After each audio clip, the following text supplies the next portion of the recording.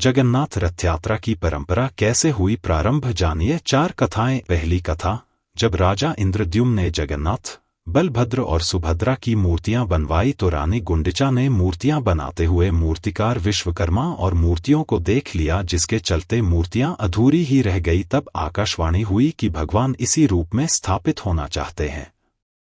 इसके बाद राजा ने इन्हीं अधूरी मूर्तियों को मंदिर में स्थापित कर दिया। उस वक्त भी आकाशवाणी हुई कि भगवान जगन्नाथ साल में एक बार अपनी जन्मभूमि मथुरा जरूर आएंगे। स्कंद पुराण के उत्कल खंड के अनुसार राजा इंद्रद्युम्न ने आषाढ़ शुक्ल द्वितीया के दिन प्रभु के उनकी जन्मभूमि जाने की व्यवस्था की।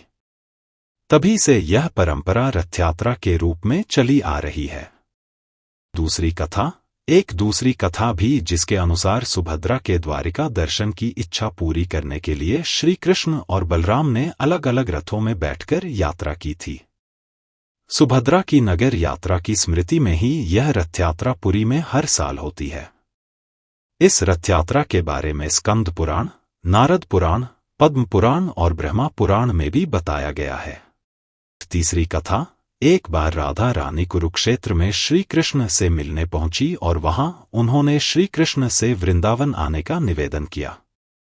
राधा रानी के निवेदन को स्वीकार करके एक दिन श्री कृष्ण अपने भाई बलराम और बहन सुभद्रा के साथ वृंदावन के द्वार पहुंचे तो राधा रानी, गोपियों और वृंदावन वासियों को इतनी खुशी हुई कि उन्होंने तीनों को रथ पर विराजमान करके उसके घोड़ों को हटाकर उस रथ को खुद की अपने हाथों से खींचकर नगर का भ्रमण कराया। इसके अलावा वृंदावन वासियों ने जग के नाथ अर्थात उन्हें जगन्नाथ कहकर उनकी जय जयकार की। तभी यह परंपरा वृंदावन के अलावा जगन्नाथ में भी प्रारंभ हो गई। चौथी कथा, चारण परंपरा के अनुसार भगवान द्वारिकाधीश जी के साथ बलराम और सुभद्रा जी का समुद्र के किनारे अग्निदाह किया गया था। कहते हैं कि उस वक्त समुद्र के किनारे तूफान आ गया और द्वारिकाधीश जी के अधजले शव पुरी के समुद्र के तट पर बहते हुए पहुंच गए। पुरी के राजा ने तीनों शवों को अलग अलग रथ में विराजित करवाया और पूरे नगर में लोगों ने खुद रथों को खींचकर घुमाया और अंत में जो दारू का लकड़ी शवों के साथ तैर कर आई थी उसी से पेटी बनवाकर उन शवों को उनमें रखकर उसे भूमि में समर्पित कर दिया।